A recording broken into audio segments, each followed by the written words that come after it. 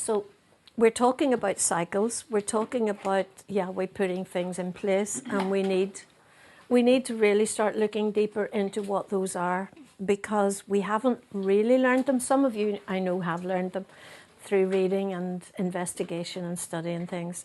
But this, I have tried my best to get them as clear as I possibly could, because it's out of our time, it's out of our calendar, it's out of our rhythm.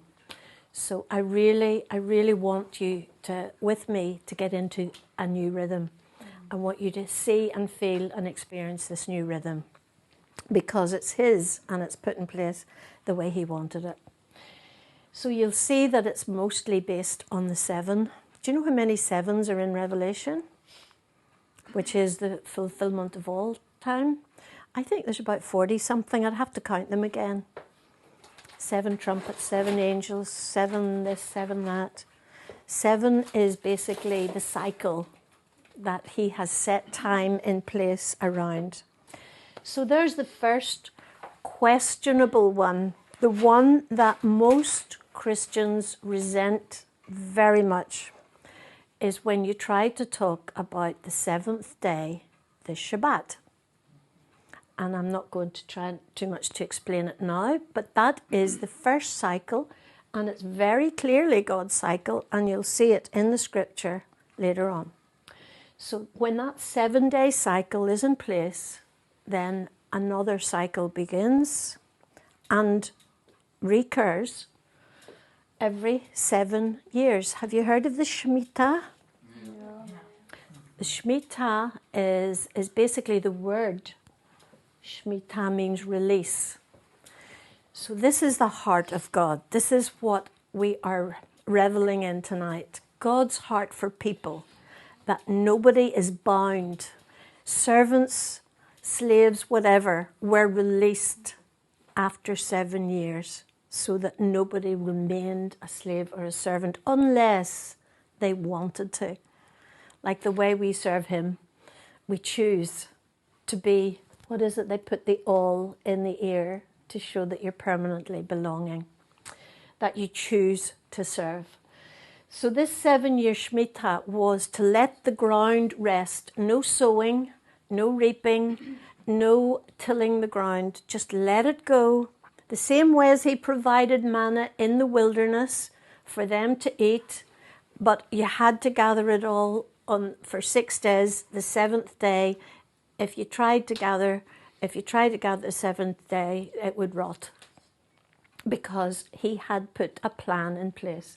This 7-year Shemitah is the ground would rest. You weren't allowed to work it, but whatever it produced, you, your servants, your family, the poor in the land, the neighbours, anybody could come into that field and eat that produce. And He said that there would be enough the following year, even though you haven't sowed and tilled the ground, there would be enough for everybody. That's God's provision. He never wanted any poor.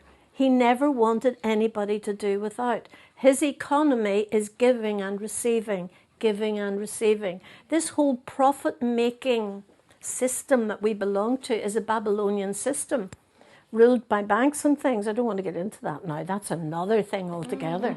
But I just want you to know this is the heart of our God, that there would be no poor, that nobody would do without. And that is that 7-year resting of the land. So this 7 days Shabbat is like a ceasing, the way God ceased creating on the 7th day of His creation. He says, I want you to cease from works on that day and remember and keep and remember.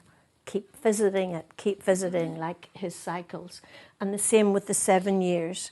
And when you've got that cycle in place, another cycle of 7 times 7, 49 years, another release. That one was magnificent. If you'd had to sell your property or sell your land, you could go back and reclaim it for your family. You just wouldn't get that now. They don't even do it in Israel anymore.